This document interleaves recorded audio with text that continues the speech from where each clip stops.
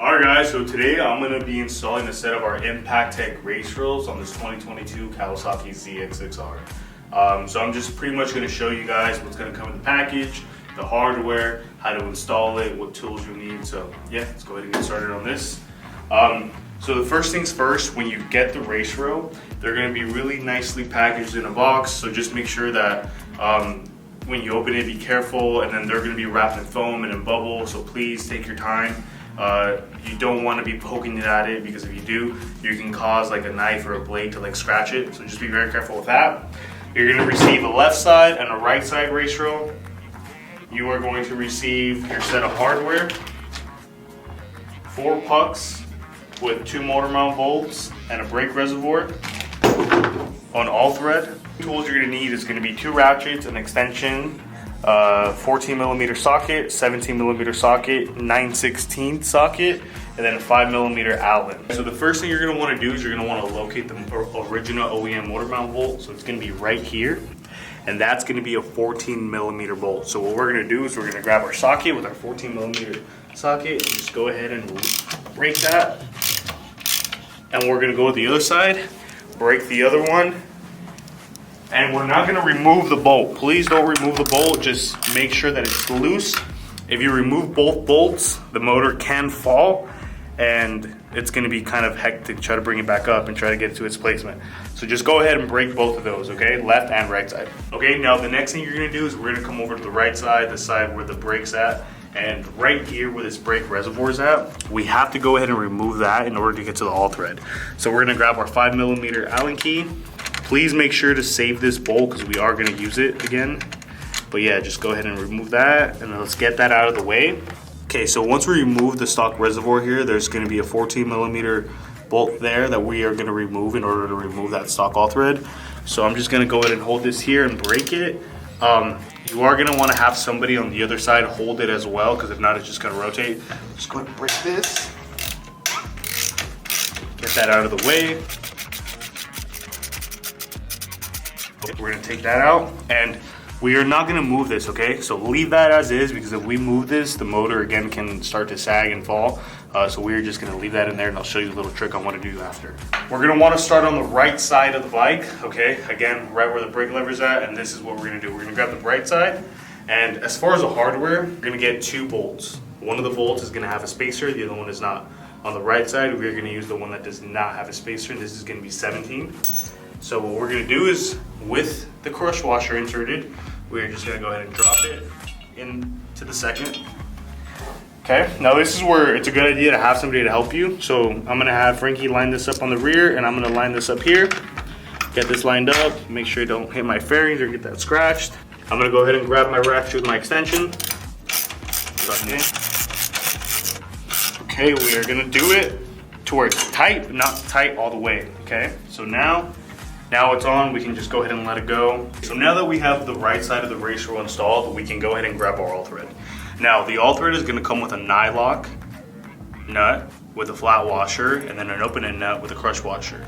We're going to go ahead and remove the open end nut and remove the crush washer. And the only side that should be on is the nylock with the flat washer, right? Now we are going to go to the rear section here where the OEM all thread is in, and basically we just need to make sure that we have the nylock nut all the way in. So you see how it's flat? That's already in, it's tightened. We cannot untighten it by hand anymore. So what we're going to do is we're just going to go ahead and insert that in there, and then it's going to come out on the other side. So just have like another little tool to do that. So the all thread is all the way in, right? As you guys can see, and it popped out from the other side. So that's going to be the easiest way to install that all thread. And we are going to save our 3/8 open end nut along with our crush washer, because we're going to get that installed on the other side. Okay, now we're going to go to the other side, and again, just remove that stock 14mm motor mount bolt. Get that out of the way now. This side should have been broken already, but make sure to just not remove it until you get to this step. And make sure to take your time when you're removing these mounts. The last thing you want to do is take it out crooked and get it stripped for any sort of reason, so take your time. Okay, so now we're going to grab the left side, so we're working on the clutch side now. And again, we're gonna use the motor mount bolt, 17mm, with the spacer. So what we're gonna do is we're gonna remove the spacer, okay? We're gonna go ahead and insert the mount into the race rail with the crush washer inside. And then we're gonna go ahead and put the spacer on the back end like this. And with the help of a buddy, go ahead and just grab this side, Frankie. We're gonna line up this rear motor mount section to the all thread, and then this to the mount, to the motor mount here. And you're gonna grab your 17mm socket with your extension. Just carefully mount that in.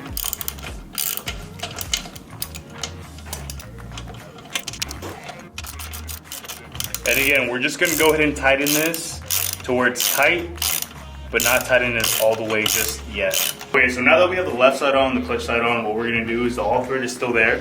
So we are gonna grab that crush washer and that open end nut, and we're just gonna go ahead and insert that in and get that tightened up. Usually what I'll do is I'll grab like a little screwdriver to get it in there. Okay, so we're just gonna go ahead and get that tightened. You usually wanna tighten it to about 15 foot-pounds.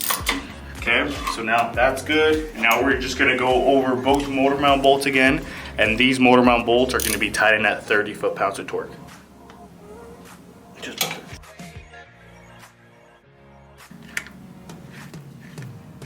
Okay, so now the brake reservoir is fully out of the way, and there's a new mounting bracket in there that takes its place. So it's completely secured. Okay, so now both sides of the race wheel should be on, left and right. Everything should be tightened. And now we're gonna just go ahead and move over to the puck section. So with these pucks, you're gonna grab one Durlin puck, and it's gonna have a 10mm torque screw in there. So we're just gonna go ahead and grab that in here. Okay, you're gonna line up this hole to the hole on the cage, and then we're just gonna go ahead and get that in there. I like using an impact because it's easier. Okay, solid. Now just go ahead and do that to all four. Figure it out.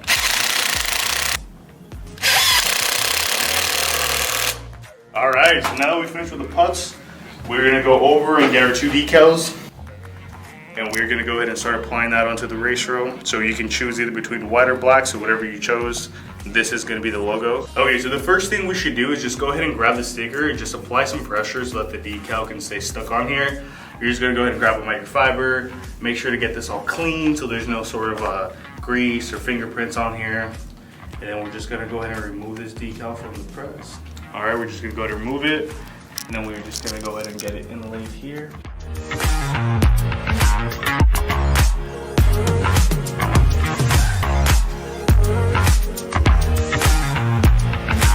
All right, so now it's completely installed, so we're just gonna go ahead and give a little rundown. Now this race rail, it does fit all 09 through 2022 Kawasaki ZX6R's. If for some reason you want an install video on how to install a crash cage, we have one too that we'll link down below. But yeah, I just kind of want to show you how comfortable it is. The install is very simple. It should take no more than like 20 minutes if you have two people helping you. But as you can see, once I'm on the bike itself, my foot is clear to shift. There's nothing in the way, right? I can stand very comfortably. If you come on the other side, where the brake side's at, same thing here. I can still apply the brake very comfortably. My knees have a lot of space. And personally, I think the race rail design looks very, very sleek. Okay, and we're just gonna do a little drop test so you guys can see how much protection the race rail actually gives you. So I'm just gonna go ahead and drop this bike. Brand new, 2022 ZX6R, has about 3 miles on it.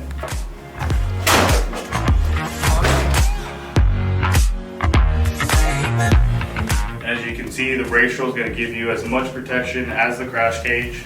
So you get full protection in all these fairings. And keep in mind, guys, if you drop this bike even at a low speed, those fairings are gonna run you about $1,400, $1,600 from the dealership. So make sure to protect your investment with one of our Impaktech Race Rails. All right, so now we're just gonna pick the bike up and show you guys like there's no damage on any of the fairings. And as you can see, there is 0 damage to anything.